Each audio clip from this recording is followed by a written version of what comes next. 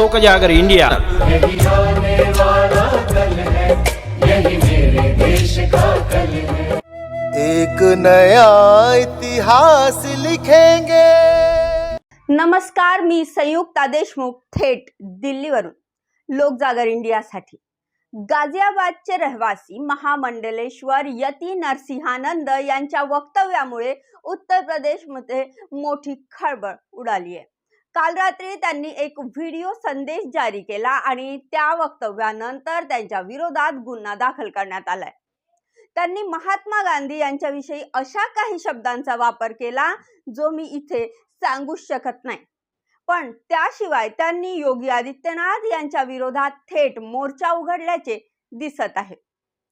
योगीजींसाठी सध्या सर्व बाजूंनी अडचणी वाढताना दिसतात आहे। एकीकडे गाझियाबाद मधील लोणीचे भाजप आमदार नंदकिशोर गुर्जर यांनी कालच सरकारवर भ्रष्टाचाराचे गंभीर आरोप केले।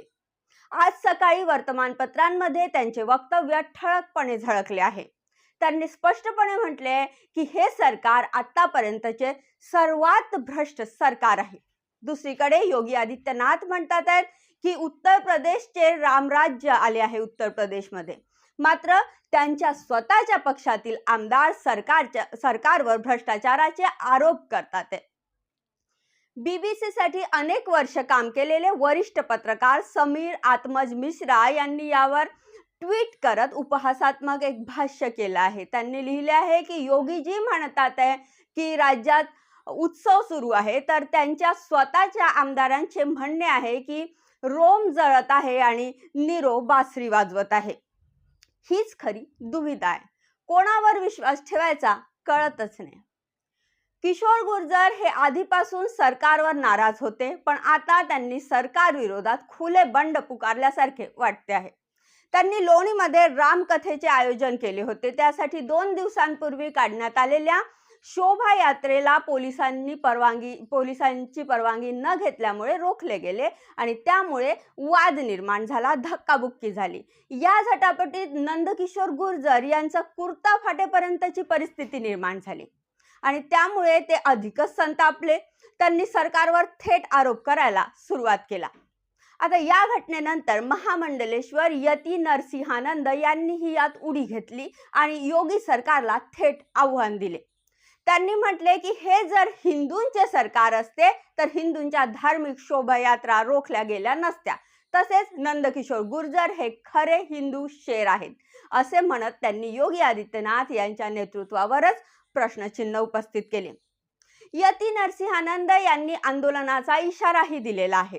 यती नरसिंहानंद यांनी सोमवारपासून गाझियाबाद पोलीस लाईनमध्ये उपोषण करण्याचा इशारा दिलेला आहे। त्यांनी असे म्हटले की सध्या मी एक धार्मिक अनुष्ठानात व्यस्त आहे, पण सोमवारपासून आमरण उपोषण सुरू करेल आणि केवळ पाणी घेत राहील।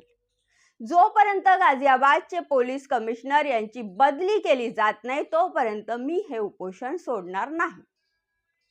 आता योगी आदित्यनाथ यांच्यासाठी इतकी संकटे वाढली आहेत, या पार्श्वभूमीवर योगी आदित्यनाथ यांच्या सत्तेवर मोठे प्रश्नचिन्ह निर्माण होते आहे। सध्या ते अयोध्येत जाऊन वारंवार असे वक्तव्य करतात आहे की श्रीरामाची सेवा करण्यासाठी माझे सरकार गेले तरी चालेल, पण मी प्रभू रामाची भक्ती सोडणार नाही। परंतु भाजपावर कोणतेही संकट नसताना त्यांनी असे वक्तव्य करणे आश्चर्यकारक आहे। योगी आदित्यनाथ यांचा राम मंदिर आंदोलनात काहीही सहभाग नव्हता। बाबरी मस्जिद पाडली गेली तेव्हा ते उत्तराखंडामधील एका गावी राहत होते। सुप्रीम कोर्टाने 2019 मध्ये निकाल दिल्यानंतर राम मंदिर उभारण्याचा मार्ग मोकळा झाला, त्यामुळे योगी आदित्यनाथ यांनी राम मंदिरासाठी कोणतीही कुर्बानी दिलेली नाही। मग वारंवार अशा गोष्टींचा उल्लेख करण्यामागील हेतू काय आहे? यातूनच संशयाला पुरेसा वाव आहे।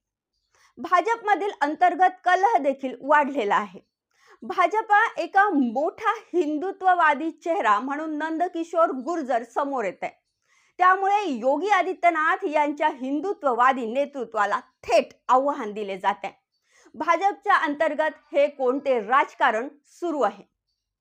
योगी आदित्यनाथ 2027 पर्यंत उत्तर प्रदेशचे मुख्यमंत्री राहतील का, की त्यांच्यावरच त्यांच्या पक्षातून दबाव वाढतो आहे? अर्थात हे सारं दिल्लीच्या आशीर्वादाशिवाय शक्यच नाही. एखाद्या भरलेल्या शेतात एकाच वेळी 4-4 सांडांची अचानक टक्कर सुरू झाली तर शेताची काय अवस्था होईल?